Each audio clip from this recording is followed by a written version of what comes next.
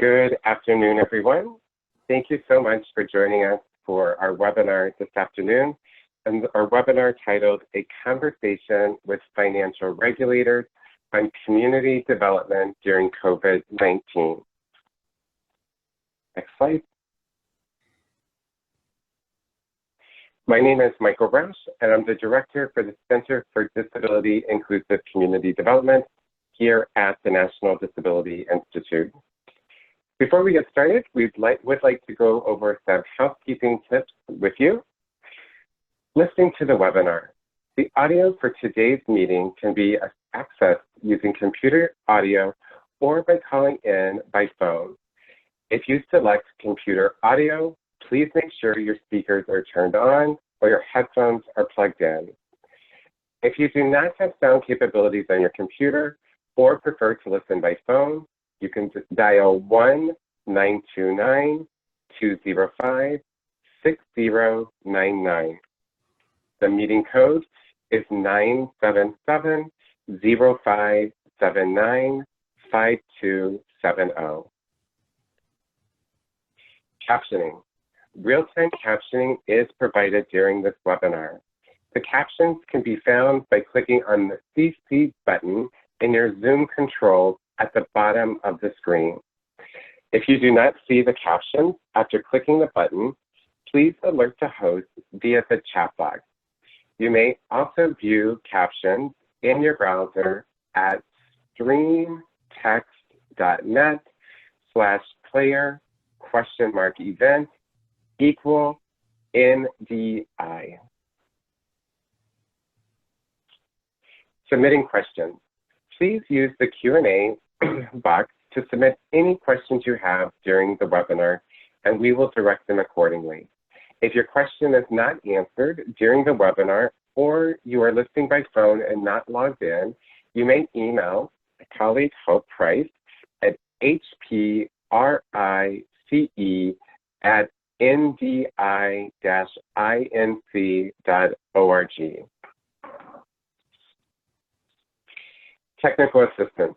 If you experience any technical difficulties during the webinar, please use the chat box to send a message to the NDI host or email Hope at hprice@ndi-inc.org.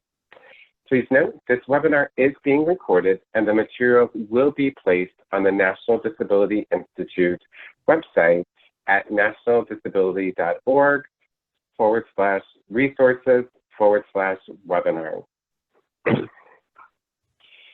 Great. So for our conversation today, we want to share a brief overview of the Center for Disability Inclusive Community Development. For those of you who are new to the Community Reinvestment Act, we're going to provide a brief overview of the Community Reinvestment Act, as well as key points of the joint statement that was put out by the financial regulators. We will then have a panel discussion that includes representatives from each of the financial regulators. We'll have Jessica Levine-Farr, who's a subject matter expert, supervision, regulation, credit at Federal Reserve Bank of Atlanta. We'll have Lisa Mifflin, who's the District Community Affairs Office of the Office of the Comptroller of the Currency. And we'll have Luke Reynolds, who is Chief of Outreach and Program Development at the FDIC. Our panel discussion will share insight on how financial service providers, community development organizations, and disability service providers can work together to meet the needs of people with disabilities during and after the COVID-19 pandemic. At the National Disability Institute and the Center for Disability Inclusive Community, we feel it's very important to make sure people leave with tools and resources that they can access. So we'll share with you some tools and resources that you can access, as well as some additional upcoming activities that CDICD will be doing. We'll then wrap it up with Q&A from the audience. And remember, if you have a question during the webinar, you can put it in the Q&A box. Next slide, please. So for those of you who are new to the Center for Disability Inclusive Community Development, I'd like to share with you just a little bit about CDICD. So the center is managed by the National Disability Institute and is working to build the awareness that people with disabilities are a part of all communities, and the needs of the disability community should be a part of community development activities. Next slide. So you might be wondering, what is disability inclusive community development? So we see disability inclusive community development is assuring that all are included in activities that promote the well-being of a community.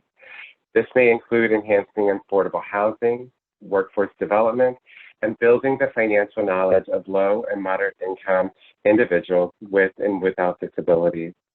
An inclusive community development approach assures that the well-being of all is the focus. With that, before we get into our panel discussion, we have asked Lisa Mifflin with the Office of the Comptroller of the Currency to give us a brief overview of the Community Reinvestment Act as well as the COVID-19 response. So with that, Lisa, I'm going to turn it over to you. Okay, good afternoon, Michael. Is my sound okay?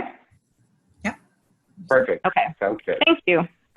So I'm going to give you a brief overview of the Community Reinvestment Act, or CRA, to provide context to our session.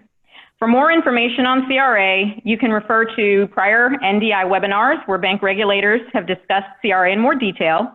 We'll also be providing CRA resources from all of our agencies during this session. Also, when I refer to the regulators or the agencies in my comments, I'm referring to the three agencies that enforce CRA compliance: the Office of the Comptroller of the Currency, the Federal Deposit Insurance Corporation, and their Federal Reserve banks. Next slide. So the Community Reinvestment Act encourages regulated banks to meet the credit needs of communities in which they operate, including low and moderate income neighborhoods, consistent with safe and sound banking operations. When the regulation refers to safe and sound, that means that while we encourage banks to be responsive to community needs and explore flexible products to meet those needs, those products and services should not expose the bank to undue risk, such as the risk to financial operations or the risk of loss. Banks will provide their CRA activities to their regulators to demonstrate their responsiveness in meeting the credit needs of those communities in which they operate, which we refer to as their assessment areas. The regulators will evaluate the bank's CRA performance, rate the performance, and prepare a public CRA report for each bank, which we refer to as a public evaluation. Next slide. There are 5 types of CRA evaluations, and you see them listed here.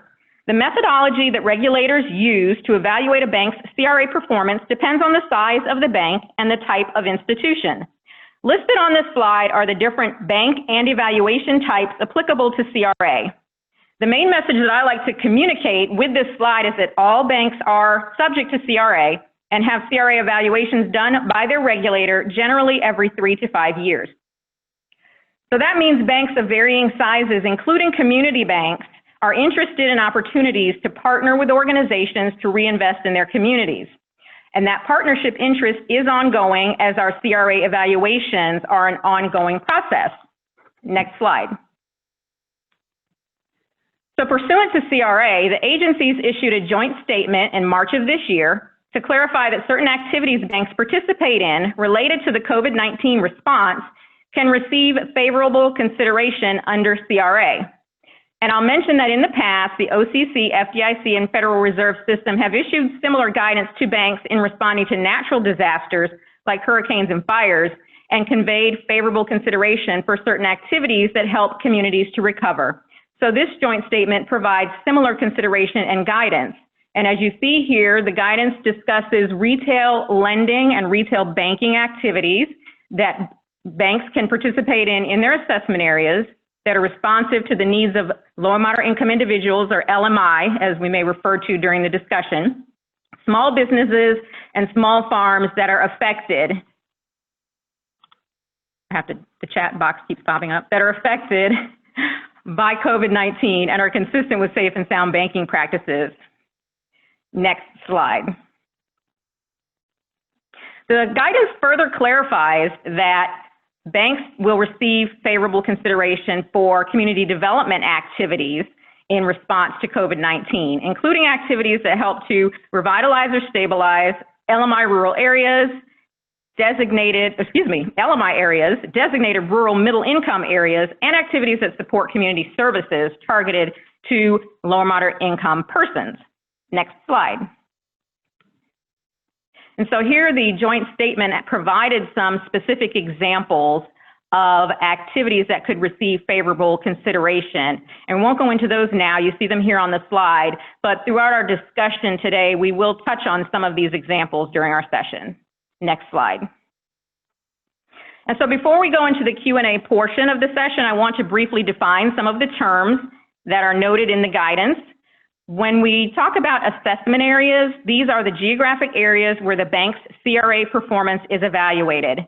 And so that includes those geographic areas for the bank's main office, branches, deposit-taking ATMs, and surrounding areas where banks have a substantial portion of lending activity. So depending on the bank's branch network, their ATM network, and lending activity, a bank can have more than one assessment area for CRA. And depending on the bank's capacity, each of those assessment areas could be as large as a multi-state or multi-county metropolitan statistical area, a single county, or for a smaller bank, could be as small as a city or town. I also want to note that the COVID-19 emergency has had significant economic impact that may extend beyond a bank's assessment areas.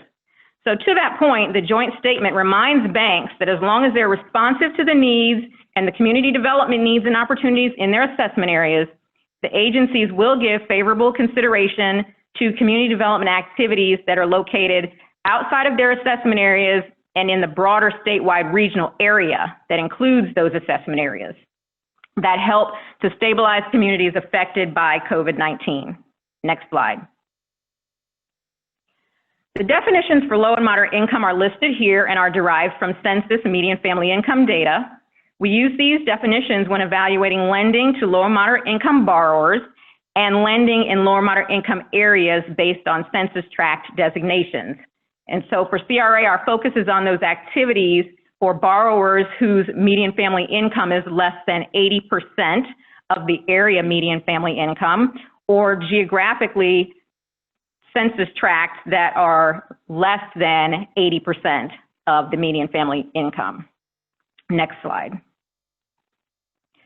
In addition to the activities listed in the joint statement specific to the COVID-19 response, CRA generally considers retail banking services that help low and moderate income individuals become banked, access low-cost deposit accounts, or promote savings. And you see some of the examples listed here.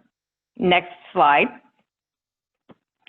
For retail lending under CRA, we review a bank's record of home mortgage loans and consumer loans to low and moderate income borrowers. If those lending activities are significant in the bank's operations, and also consider loans to small businesses and small farms, again, depending on the level of activity of those types of lending in the bank. We also evaluate the geographic location of the bank's lending specific to lending in low or moderate income areas. Next slide. Next slide, please. Thank you. When we talk about community development for CRA, is defined in 4 categories that you see listed here. So we're evaluating a bank's record of loans, qualified investments, and services that provide support for affordable housing for low and moderate income individuals, community services targeted to low and moderate income individuals, activities that promote economic development by financing small businesses or small farms that create or retain jobs for low and moderate income persons, and activities that revitalize or stabilize certain geographies. And you see those geographies listed here. Next slide, please. And I just wanted to add that when we talk about activities that revitalize or stabilize an area for CRA, these are activities that help to attract or retain residents or businesses. Generally, these activities are consistent with a government plan to revitalize or stabilize the area or to help the area recover from a disaster or emergency. We also consider the activity itself, the impact of the activity to revitalize or stabilize the area, and the benefit to lower moderate income individuals in the area. And so that's the brief CRA overview. And now I'll turn it over to Michael for the remainder of the discussion. Thank you.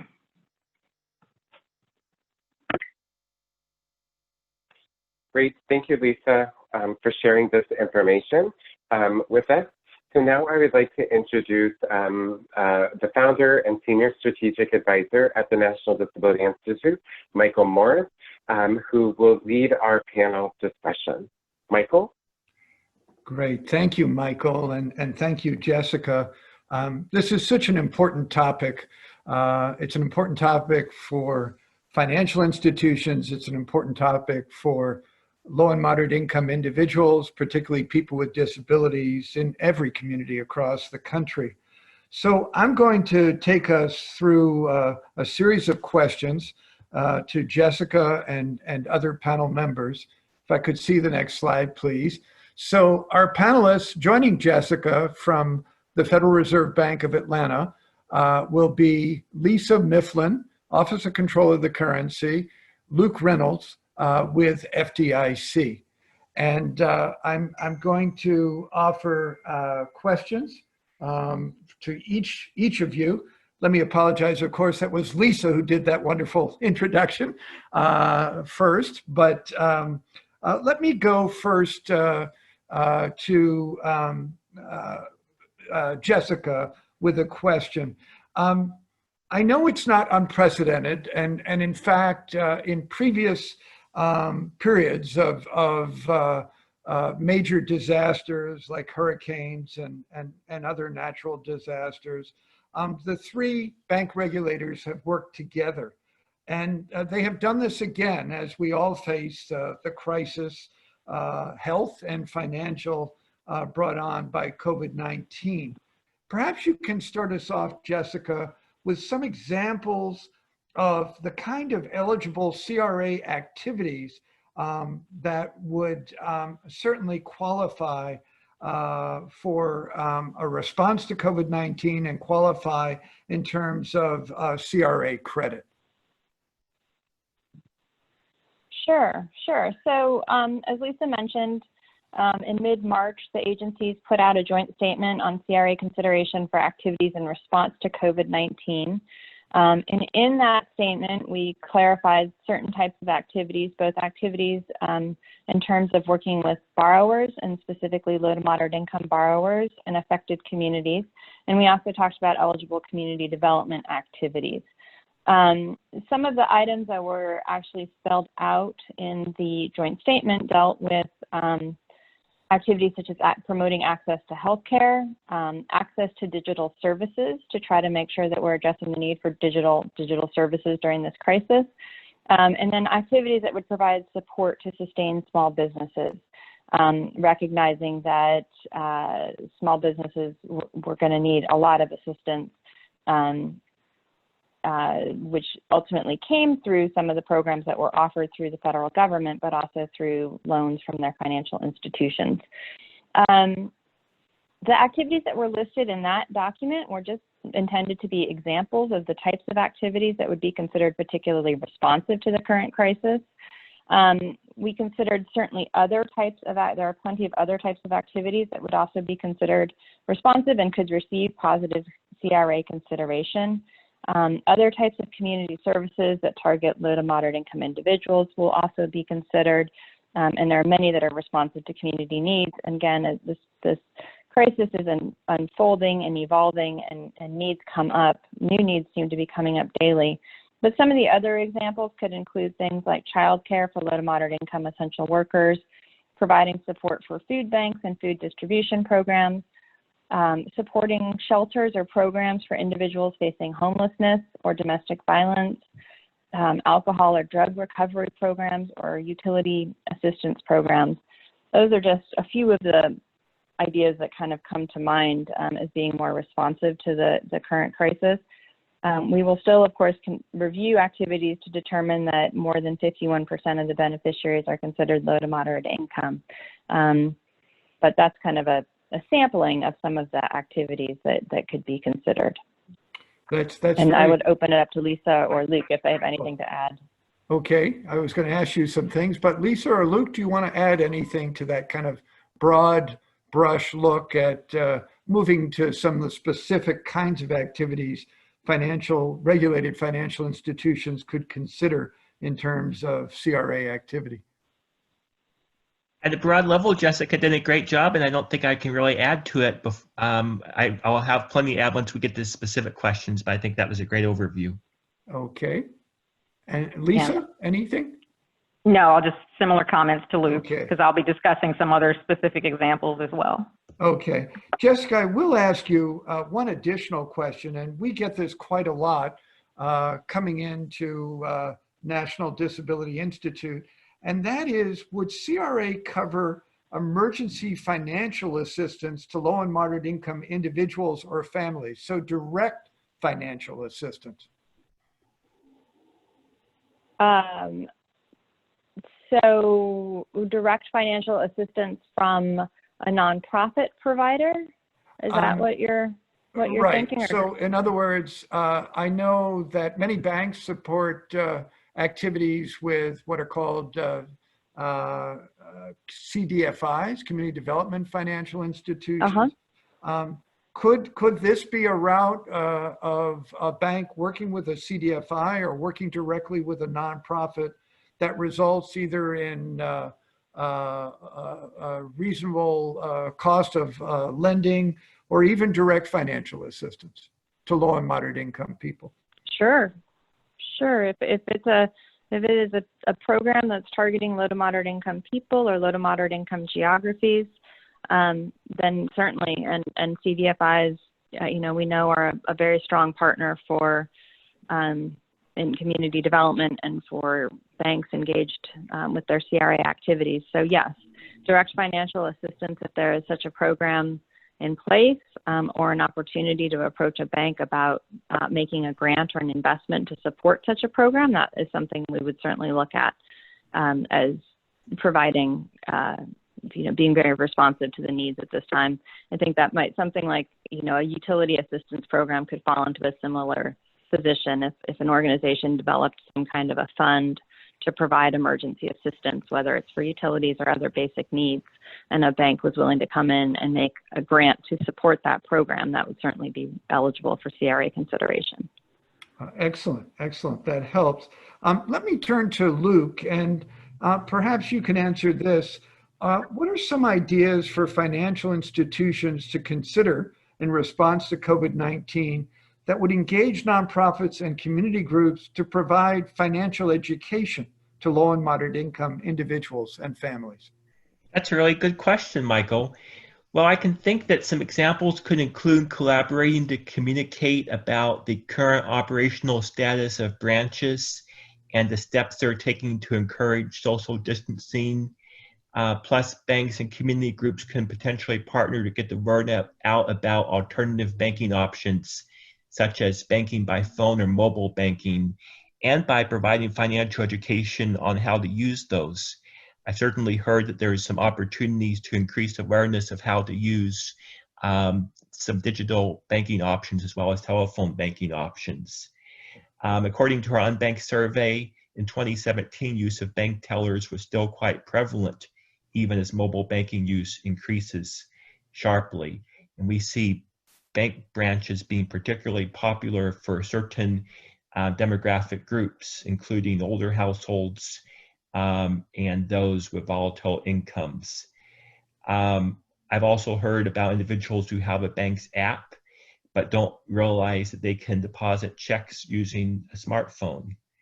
And then, of course, I'll be remiss if I didn't talk about education around preventing scams and offline and online schemes. And I'll just draw attention to CFPB's 5 principles for effective financial education, which I think is really relevant to your question of knowing the people receiving services, providing actionable, relevant, and timely information, improving key skills, building on motivation, and making it easy for people to follow through. To that end, we all know the unemployment data and figures. We know kids are often home at school, home doing school from home.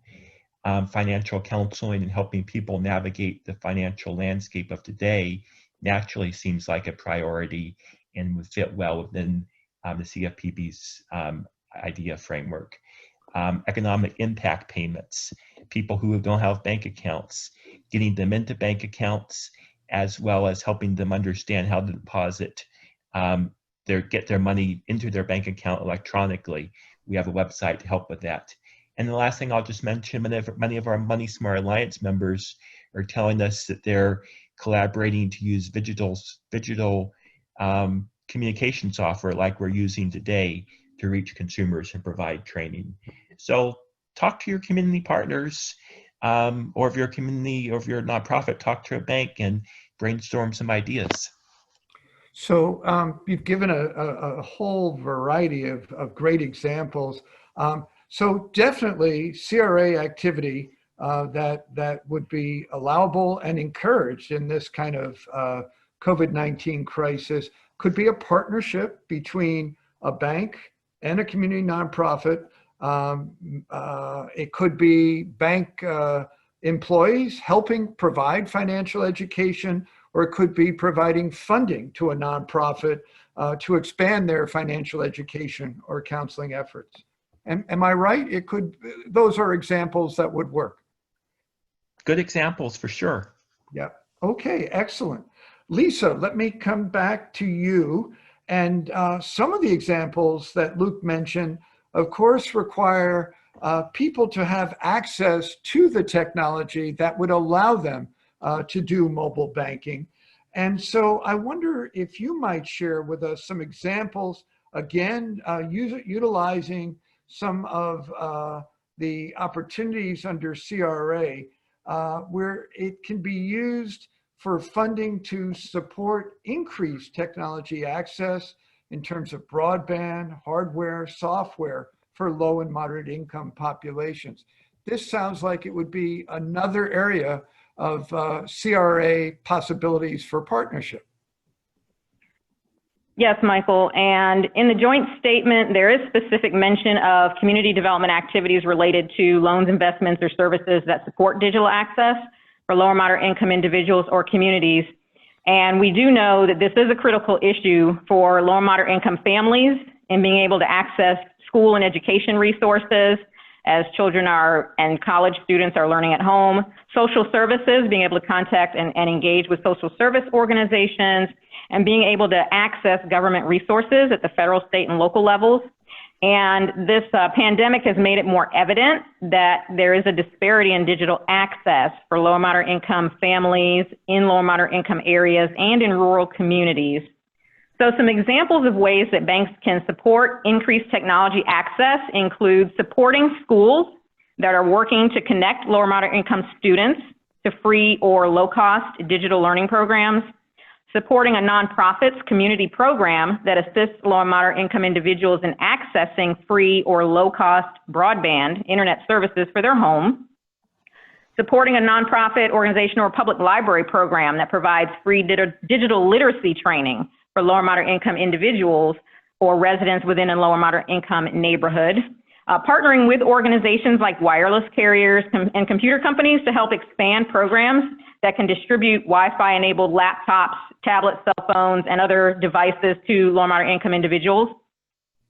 Another example is supporting a nonprofit that has a computer refurbishing and distribution program to offer those devices to low and moderate income individuals at a no cost or a very low cost.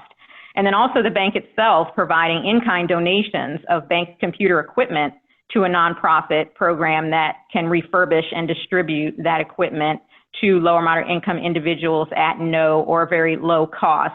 The agencies have some resources that go into additional detail on some of these examples. The OCC has a publication on bank financing for rural broadband initiatives. And then the Federal Reserve Bank of Dallas has an initiative on closing the digital divide that provides examples and other types of ways that banks can partner to support digital access for low and moderate income communities. Well, thank you. Those are some tremendous examples. Gives people a lot of ideas, I hope, to think about partnerships. Let me come back to Jessica. And this is certainly unprecedented times in terms of health and financial crisis. Can you share with us some of the questions that you're receiving, either from financial institutions or directly from consumers working with banks, that are coming to mind, and get a sense of what you're hearing, and perhaps some of how we can respond to them? Sure. I am going to probably touch on some of the more of the questions related to CRA and the joint statement, and I will probably consumer-oriented questions. But in terms of the questions, I think all of the agencies have been getting, we've certainly been getting questions about the joint statement, and specifically questions about how we'll consider loans, investments, and services that support access to healthcare. As I stated earlier, and as Lisa talked about in our introduction, we typically look at healthcare as a community service and are looking to see whether or not we can document that activity benefited primarily low to moderate income individuals. The joint statement implied a little bit of implied an expansion. So we have been addressing that, and we intend to address that question through some additional guidance that should be coming out in the near future about that. We've also been receiving a lot of questions about the Paycheck Protection loans and how we'll provide CRA consideration for these loans.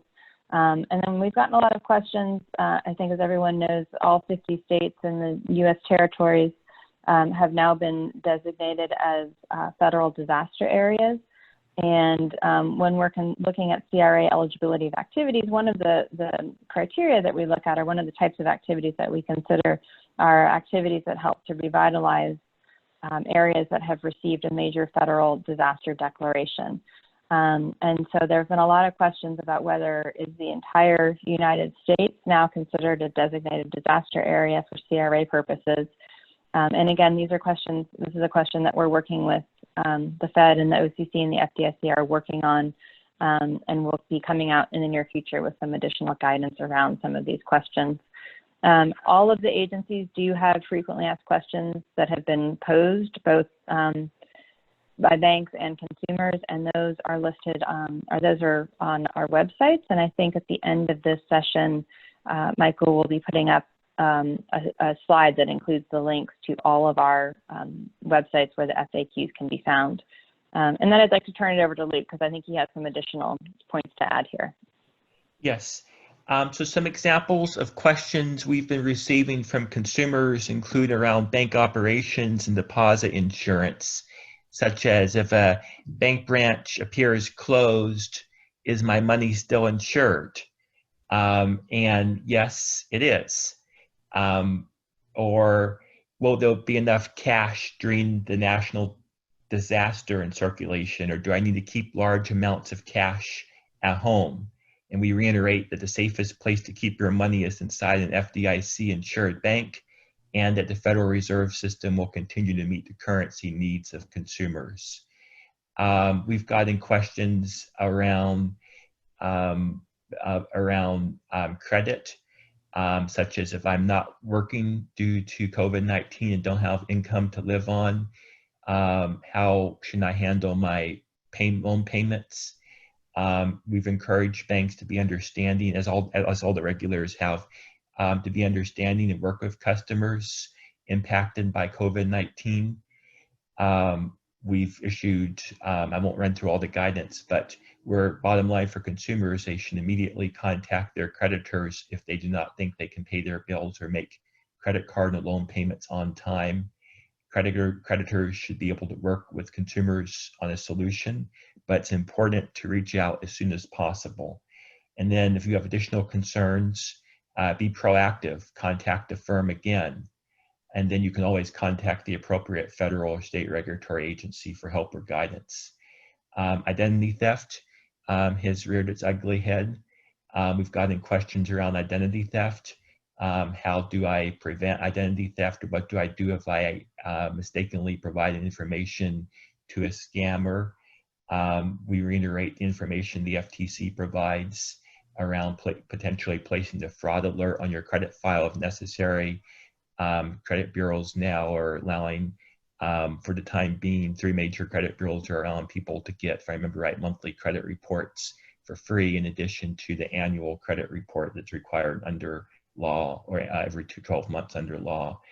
And I can go on, but again, I reiterate that all the agencies have very detailed, frequently asked questions for banks and consumers.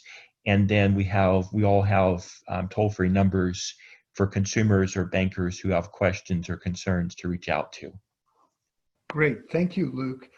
Let me turn to Lisa, and perhaps you can give us some examples of what financial institutions and community nonprofits are doing to meet the needs of the community during the pandemic, and to help nonprofits meet just increasing demand for services.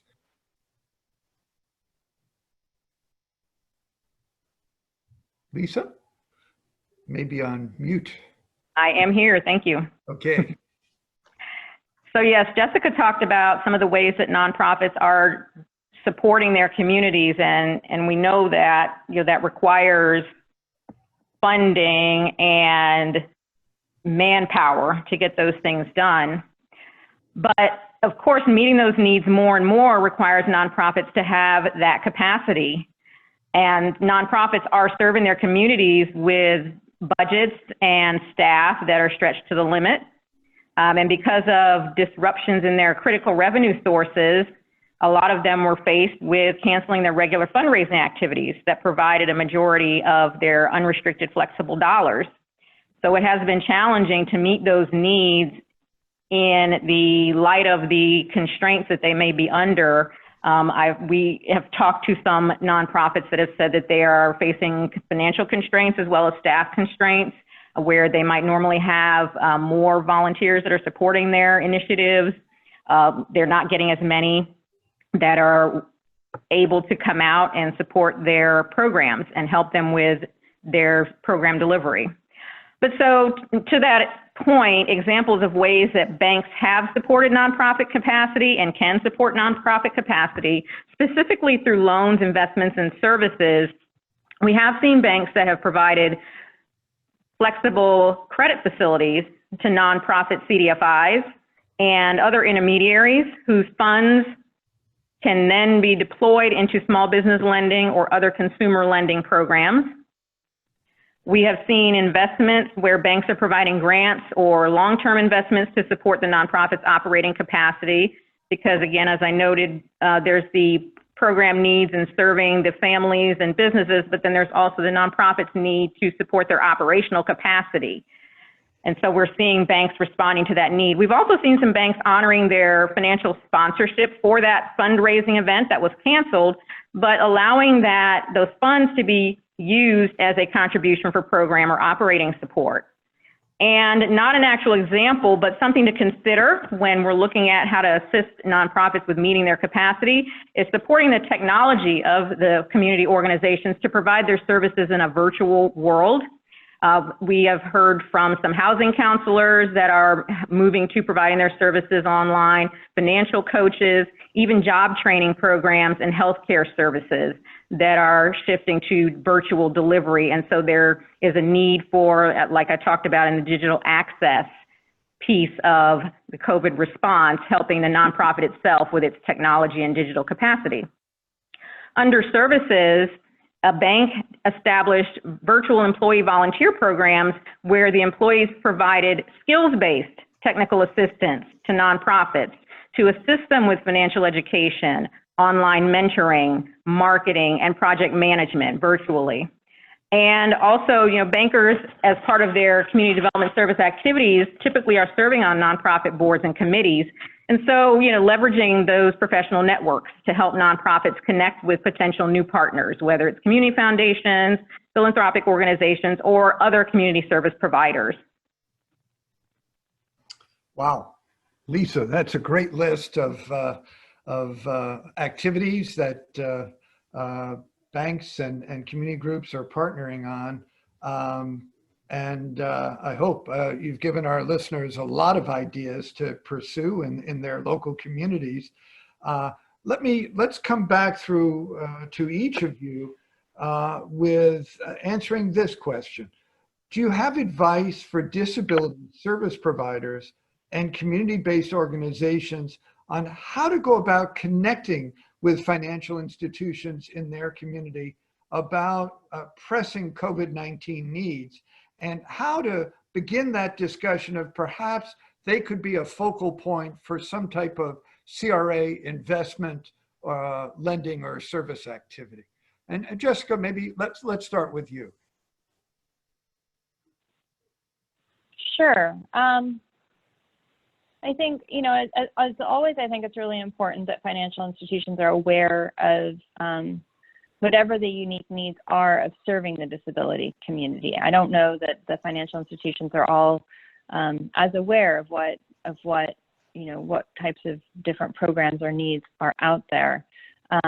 But it's really good to engage in that conversation to try to encourage them to think about how they could be adjusting their current practices to better meet the needs of the disability community, or are there other kinds of community services that could be adapted? I think what Lisa just talked about with the list of activities, it'd be wonderful to hear, how do you make this more accessible to those in the disability community? And I think that takes educating the banking partners, because I know right now there is a very heavy focus, and we're all encouraging banks to be sort of laser focused on meeting the needs of their customers. But there may be some different needs that in the disability community, and it's important to remind your banking partners that customer needs may vary significantly. And then again, at some point down the road, we are going to be starting to do bank exams that cover this period of time, and whatever information that can be provided to the banks from those in the disability community to talk about what kinds of needs there are, what programs the banks maybe have an opportunity to get into to help support those needs, that can all translate into either community contacts that we do when we do our CRA exams down the road, but also in helping the banks with thinking about crafting their performance context, telling the story about how they're being responsive to this period of time. But I think it really does just come back to those conversations and making sure that the banks are very aware of what the needs are and suggestions for how they can tweak what they're doing to be more responsive to those needs. Oh, thank you. Let me turn to Lisa with the same question. I do know that I've heard this from the banking community side. The joint guidance does offer some suggestions of increased flexibility in terms and conditions of loans. I've heard from the banking side a little bit of concern that, well, will that increased flexibility come back to hurt them at the time when they're going through their examination, that perhaps there's going to be greater loan defaults, or there's going to be greater delinquency on loans. How will that all play out post-pandemic? Sure. Well, a lot of that is going to be, the performance context that financial institutions provide to their examiners as to what types of activities they engaged in to meet those needs. At the same time, all of our agencies have issued guidance to banks, in terms of the types of flexibility and relief that they're providing and how those will be considered, whether it's within CRA or within their safety and soundness examinations. So I would just say it takes having that open dialogue with your regulator and your examiners to make sure that they understand what you did and how you engaged and how you were being responsive to needs in your community, and also the banks to understand what those kind of supervisory expectations are as well. Okay. And Luke, going back to, I veered a little bit from the question, but you have advice for disability service providers and community-based groups on how do you begin a conversation about, we want to be a part of your CRA activity, particularly now with so many needs related to COVID-19? That's a good question, Michael. Market disruption such as COVID-19 really points out the value of personal connections. Hopefully, disability service providers and community-based organizations know bankers in their community. If not, they can perhaps make some cold calls and maybe ask for a CRA officer. They can reach out to one of us, one of our agencies, talk to a community affairs person.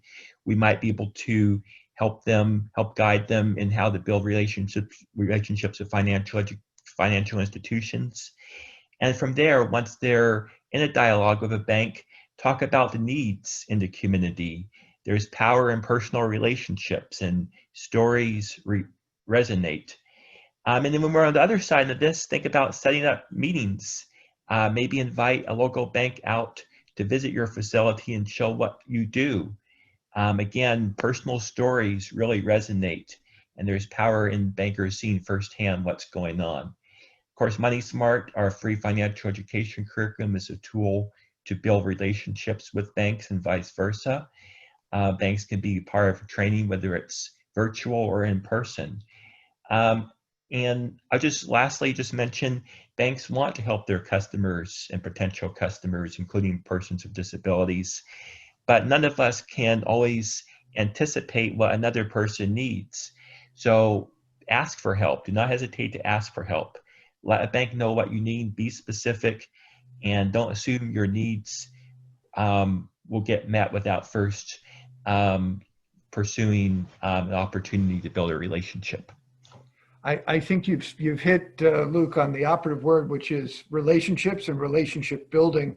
I know for us as a national nonprofit organization, National Disability Institute, working with both the financial and disability communities, another tip I would offer is invite bankers to be on your board of directors. We have learned so much from their insights, but it's also been a way to cultivate a deeper relationship, so that when you come to periods like now of crisis, whether they're in the future, a natural disaster, or whatever it is, you have a way to not make a cold call, but you have that relationship already. And I believe even service on nonprofit boards is something seen favorable. Maybe I'll ask this of Jessica. Isn't that counted towards some of what you do in bank examination in terms of meeting CRA responsibilities? Sure. Board service is definitely one of the activities that we look at when we're considering how a bank is doing in terms of community development service hours. Again, as long as it's an organization that meets one of the definitions of community development and typically is serving a majority of low to moderate income consumers, we think board service is a very good community development service, because it indicates that the banker is well engaged with an organization, leveraging their financial expertise to provide assistance to that organization.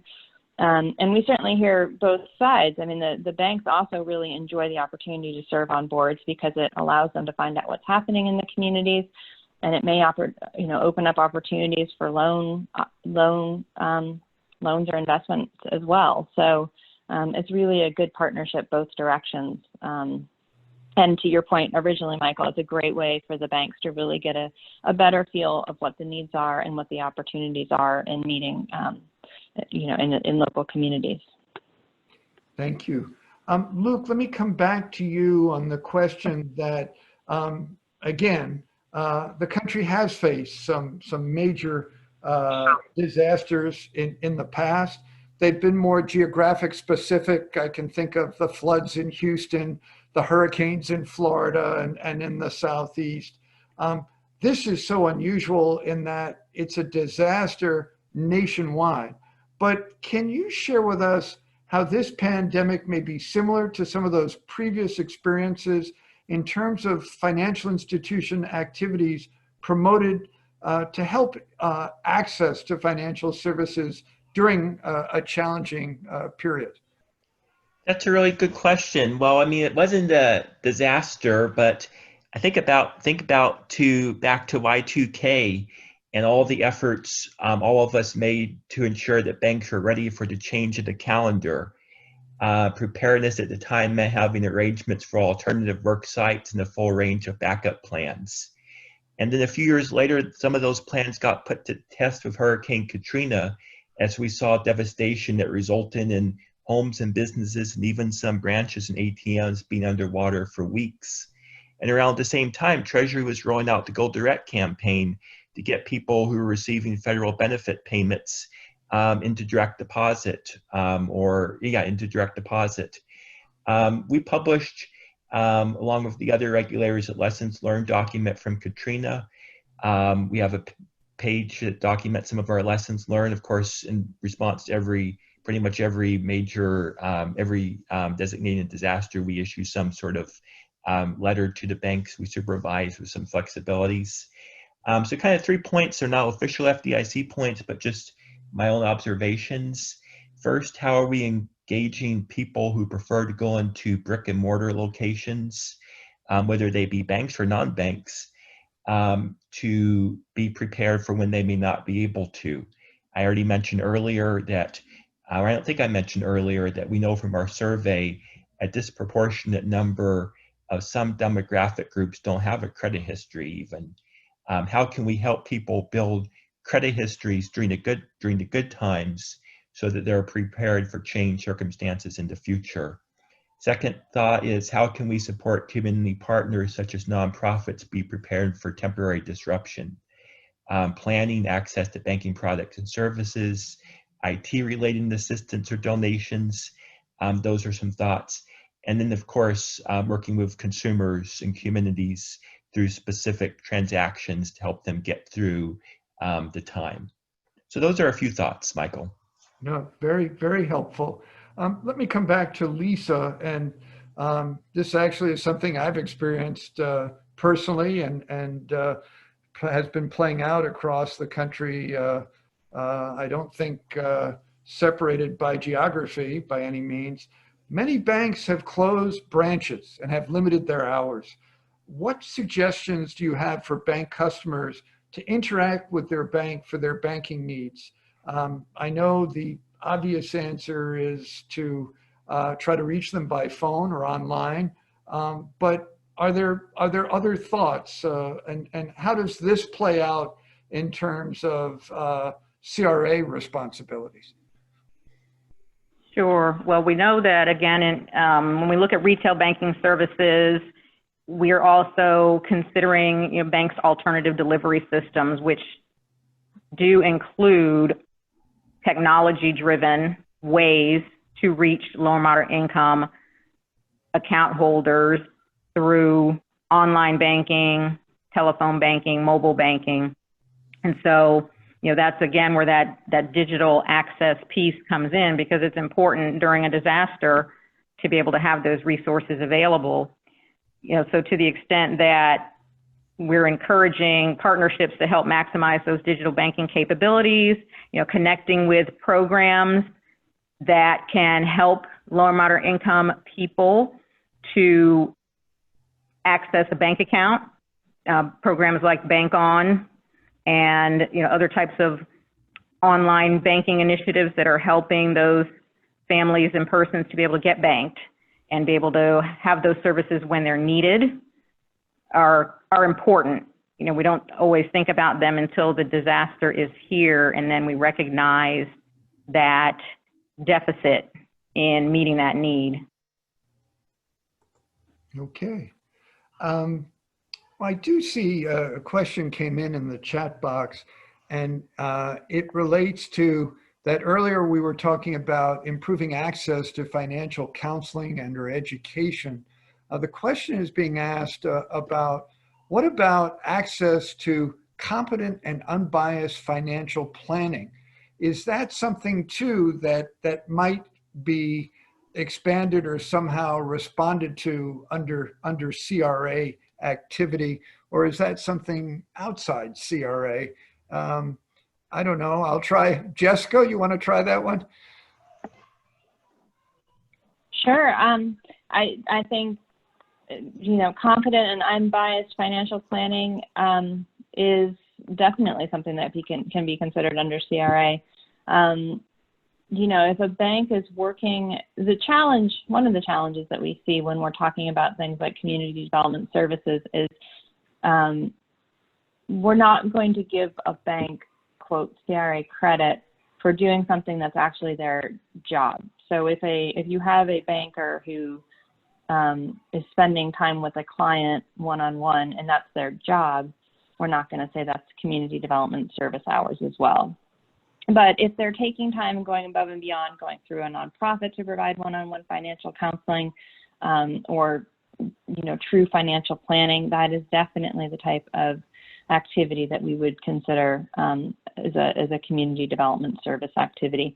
Again, with the same caveat that we're talking about serving low to moderate income individuals. But yes, financial education, financial coaching can come in all models. It can be one-on-one, it can be group classes, it can be online. All of those types of activities can receive consideration under CRA. Okay, thank you.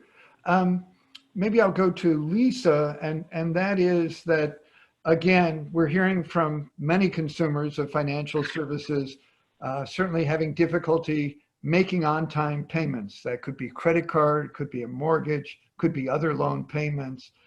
Any suggestions on how a consumer should work with their financial institution under these circumstances? I know, and let me add to that, and I read an article this morning about this, that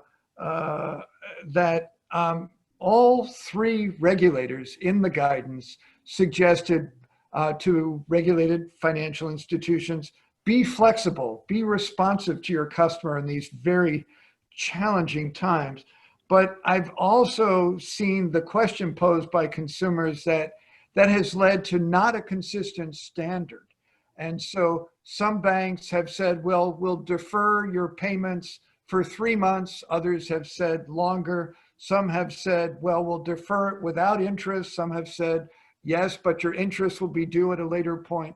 Let me start perhaps with you, Luke. Any suggestions as to if you're from the consumer side, suggestions, how do you talk to your financial institution about your particularly difficult financial situation right now?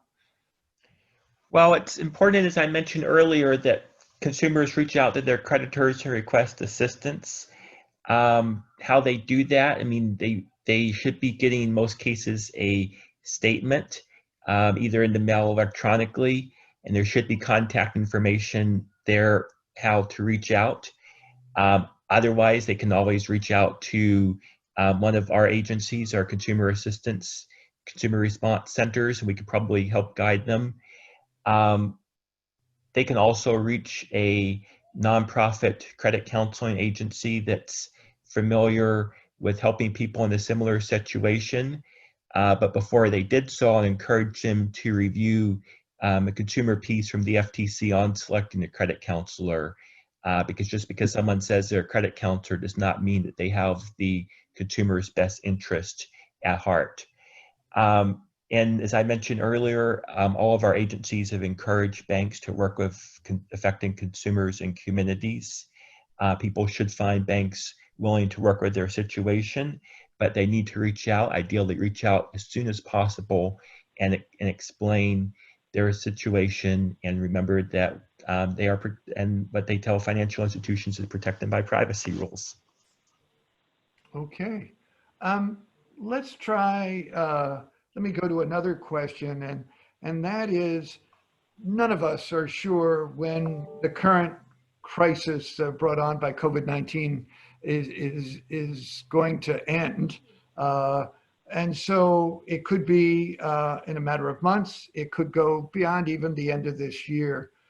What suggestions do you have for financial institutions for how they can prioritize unmet needs of low and moderate income populations in their local community? The extent of unmet needs have just geometrically grown, and they continue to grow. So any suggestions to banks of how to prioritize those needs, and particularly as they look at CRA activity? Maybe start with Jessica. Sure. I actually wanted to just add one small point to the question that you were just discussing, with just a note that, you know, as we're talking about encouraging banks to be flexible, and we're encouraging them to work with their borrowers, we're always doing that, making sure that whatever they're doing is consistent with safe banking practices and consumer protection laws. So if there are concerns with banks treating customers differently, that is something that will come up when we look at compliance with the other consumer protection laws. But the kind of thing that consumers should make sure to let regulators know if they actually perceive that there's a valid complaint. But that's a key point to all of the guidance that we've been providing, is that it needs to be consistent with consumer protection laws. Thinking about looking ahead, you know, I think, as I said a few times, this is such an evolving crisis, and it seems like the needs just keep getting greater, and the challenges, particularly for LMI people, are just getting greater by the day.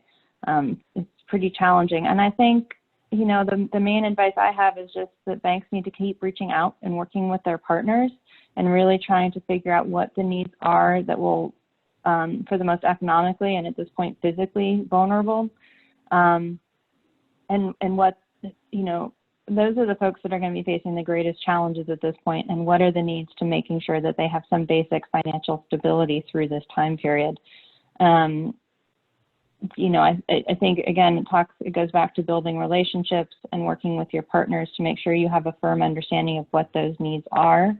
But this is a very different time. This is a time when we're talking about stability and maintaining stability. We're not talking about new growth and development like we've been talking about for the last several years. And so I think really being willing to be flexible and taking a new lens to thinking about how you're directing your CRA programs is really important at this point in time.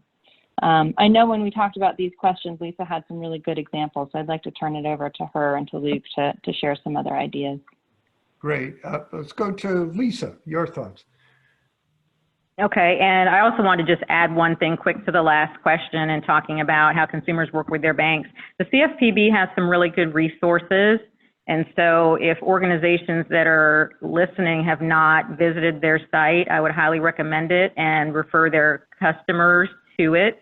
It provides some explanations of different types of relief options and terms so that consumers can understand the difference between a forbearance, a deferment, or an extension, and how those can apply, and different types of options that may be available. You know, each bank is going to have different options available, but as long as you understand what those are and how they can work for you. So I think that's important to check out the CFPB's website. And they actually just launched an online resource yesterday, or Monday, excuse me, in partnership with HUD and the Federal Housing Finance Agency, specific to information for homeowners and renters. So check that out. Very good. So just when we, you know, in looking at this question, I kind of thought about how we look at our responses after natural disasters. I'm here in Florida, and so we've seen quite a few over the past few years.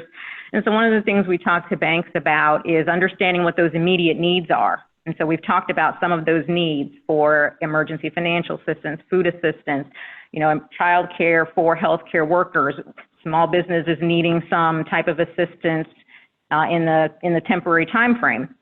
And so we're understanding what those needs are, but also encouraging banks to stay engaged with those community organizations and local government leaders on an ongoing basis to understand what the next phase of needs are going to be and what some of the longer term unmet needs would be for low and moderate income families, small businesses, communities, and the organizations, the community organizations themselves. Some of the items that we've heard, and when I say we, as part of community affairs for the OCC, I, along with the FDIC and the Federal Reserve, have been having some conversations with nonprofits and local governments to understand what are some of those needs and how are we going to see those needs continue or shift in the next stage. And so, you know, workforce development is one that we've heard because, you know, there may be a need to help low and moderate income individuals with reemployment programs or to participate in training programs to gain new skills. Small business assistance supporting CDFIs or local economic development organizations that are providing access to microloans or other type of technical assistance to help businesses potentially shift their business strategies. Broadband, I talked about the short-term immediate ways that banks can support digital access, but we also have to think about opportunities to finance broadband infrastructure in LMI or rural communities in the longer term. And then particularly after most disasters, and we're seeing that now, an increased need for mental health services. And so working with nonprofits that can assist low or moderate income individuals in accessing those types of services as well. Excellent, excellent suggestions. Let me go to this as a last question, I believe, and then I'm going to turn it back to the other Michael. We're going to show some slides that provide some of the links to already some of the suggested sources of additional information available from Federal Reserve, from OCC and FDIC. Last question for you, and I guess it would be this. So really two parts. Takeaway. We've just been talking for an hour. It's hard to believe. The time went fast. But as a takeaway, if you were responsible and in a leadership role, whether it's a community bank, a small bank, or one of the Big 10, very large bank with billions of dollars in assets. Given the times right now, which are so unprecedented, what would be your takeaway piece of advice in terms of what they can do to use positively the CRA responsibilities, whether it's investing, lending, service? What would you do that would make a difference for low and moderate income people who, in numbers that are indescribable, in the millions, have lost their jobs, are facing financial challenges like no one has ever seen by so many people, happen so fast? What would be your quick advice, soundbite? I'll start with you, Luke, and I'll come across. What would you say to that help, and I recognize not the official position of your agencies, but what could be that takeaway they can get from our conversation today? What would you do coming away from this? Well, I would understand the local community needs. Talk to people in the community, organizations, nonprofits, government, look at available data. And then from there, perhaps think about what your bank's business focus may be, what you might have specialized expertise that you could provide. And then think about what activities could be impactful. And from there, that would probably help you kind of figure out where to get started. Okay. Lisa, what would be your advice? I mean, I think Luke said it best, is understanding what you can do, but also just doing what you can as a bank within your size and capacity. We don't expect a one-size-fits-all approach or a response. So understanding your community, the needs, your business strategy, and what you can do. And then, as regulatory agencies, we all have community affairs staff that are here to assist you in, if it's connecting with organizations, or again, understanding what some of those needs and opportunities may be. Okay, and Jessica. I think my colleagues have stated it very well. I immediately went to something a little bit more specific, and I just think as the challenges that individuals are facing, the organizations that are serving those individuals are really struggling too. So trying to think about what can be done to help to provide support to the support network that's out there. And that's really going to be so important for both the short-term and the long-term recovery.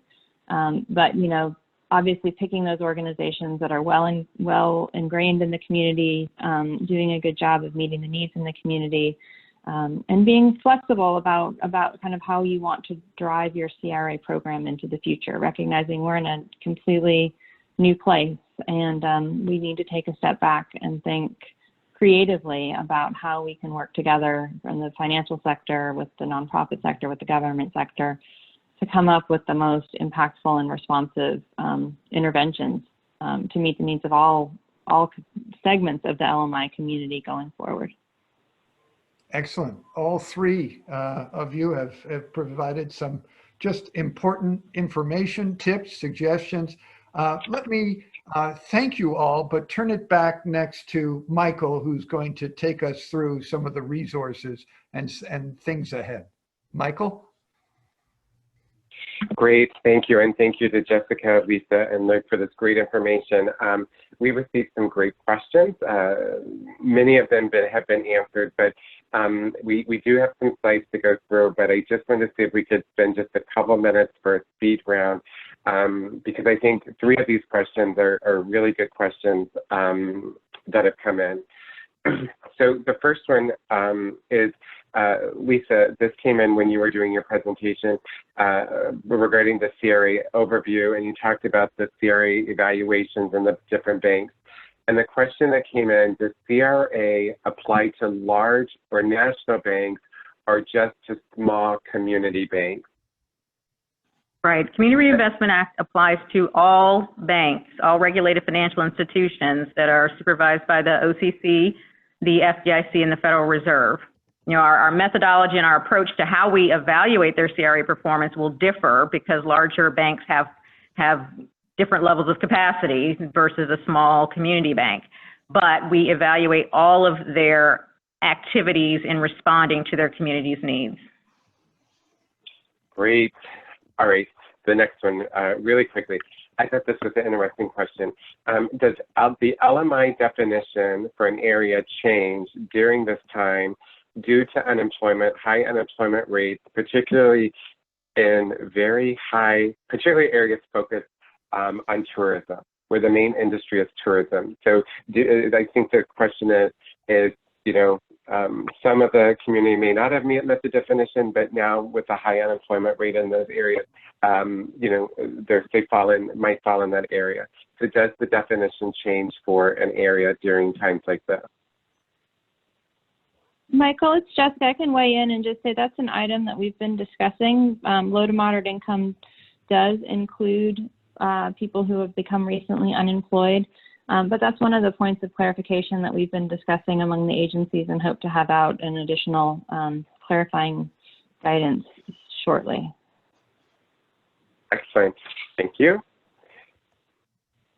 Then the last one here that came in that I thought was really good too is, will the technical assistance provided to small businesses in response to the Paycheck Protection Program be considered for CRA? Many individuals consulted with small businesses during this time. This came in from one of our financial partners. So will the PA provided to small businesses in regards to the Paycheck Protection Program be considered a CRA activity? Michael, it's Jessica. I can at least start that one too. I think it depends. If it's technical assistance or education, and the bank can clearly demonstrate, you know, how they were providing technical assistance, then I think that's something that, you know, could be considered. If it's just helping them through the process of submitting an application, though we understand that those applications have been very time consuming, I think the consensus is that that probably will not count as a qualified community development service hour. All right, great, thank you. Thank you. And for the other questions that are still coming in, we will make sure to pull them and get back to those that sent in the questions. So with that, can we go to the next slide, please? So each of the panelists had shared different resources regarding COVID-19 and the frequently asked questions. On the screen, identifies the resources for FDIC, OCC, and the Federal Reserve Bank. And we will also cut and paste this. Hope or Brittany, if we could add these to the chat box so people could pull those, that would be great. And everyone will receive a copy of these slides after the webinar, and they'll also be posted on our website, so you'll have access to these different links as well. Next slide. And on this slide, FDIC had shared the slide that provides additional information on the COVID-19 information that they provide, as well as a great video on how to open a bank account. So please check that as well. Next slide. Next slide. Great. So as I mentioned, there's a variety of tools and resources for you to access. Of course, please go to the Center for Disability Inclusive Community Development, and you can go to nationaldisabilityinstitute.org, and under capacity, you could click on Disability Inclusive Community Development and access the resources that are there.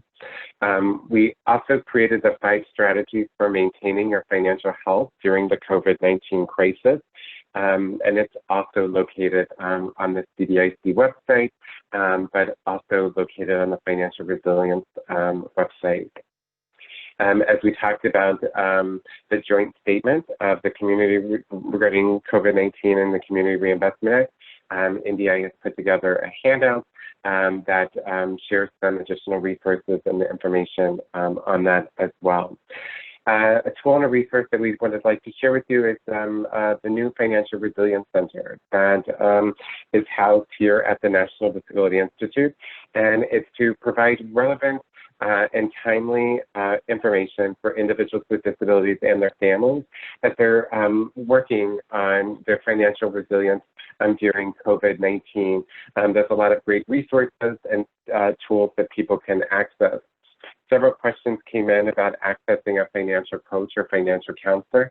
If you go to the Financial Resilience website, which if you click on the homepage at nationaldisabilityinstitute.org, it's the main thing that pops up, the COVID-19, and scroll down to the bottom of the page, and you'll see Talk to a Financial Counselor through our partnership with AFCPE, where individuals can submit to be able to see or meet virtually with a financial counselor free of charge during this time.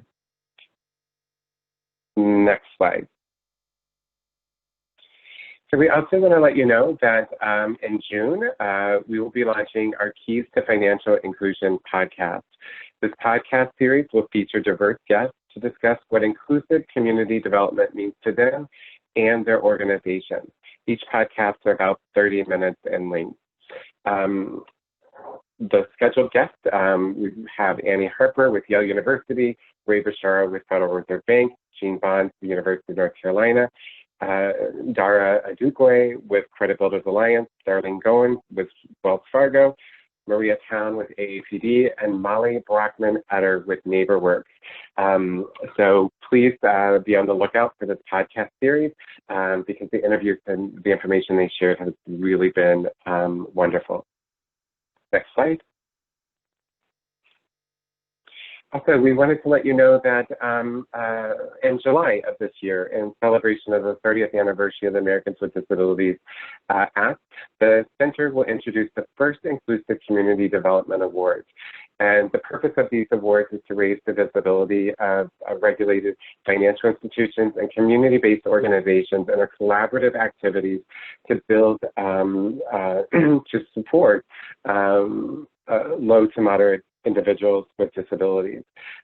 So the nomination forms will be coming out this summer, but in the meantime, we wanted to give you a heads up.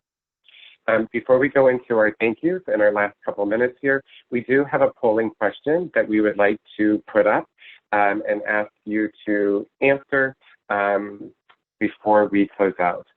So we want to know, what do you want to learn more about? And you can select as many as you want and choose all that apply.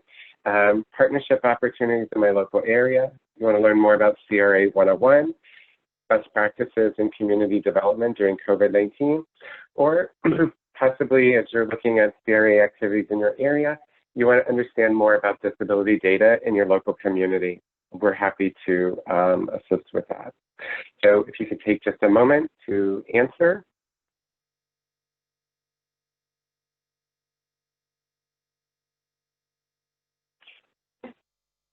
All right, hope we can close up the poll. Great. And we will be using this information as we put together our future opportunities. So this is great. We see that 76% said best practices in community development during COVID-19, as well as partnerships. So we will look at that further. All right, next slide, please. So please join us in our upcoming webinars and you'll receive the information. Our next one is a conversation with financial institutions on addressing the needs of consumers during COVID-19. We'll look further at the different, some of the items that were highlighted today. We'll have more of a discussion for hearing of what financial institutions are providing during this time. Then at the end of June, we'll have a conversation with community-based organizations on meeting the needs of clients during COVID-19. So be on the lookout for that information. Next slide. The Center for Disability Inclusive Community is supported with funding from JPMorgan Chase and Bank of America. We'd like to thank them for their support of recognizing the importance of inclusive community development for people with disabilities. And on our last slide. Next slide, please. Thank you. So to learn more about the Center for Disability Inclusive Community Development, please visit our website. As well as if you have specific questions, you can send them to ask@ndi-inc.org. As we close out, I again would like to thank our panelists, Luke Reynolds, Jessica Farr, and Lisa Mifflin, for being great panelists today and sharing this valuable information. Also would like to thank the CDICD Development Subgroup, Denise Steele, Kathy Lovell, Tom Stokes, and Janet Hamer for helping to put this upcoming webinar series together. And of course, the final thank you to the National Disability Institute team, as well as the CDICD team, because it takes a village to do each of these different activities. So with that, thank you all so much. Stay safe and have a wonderful day. Thank you. Thank you.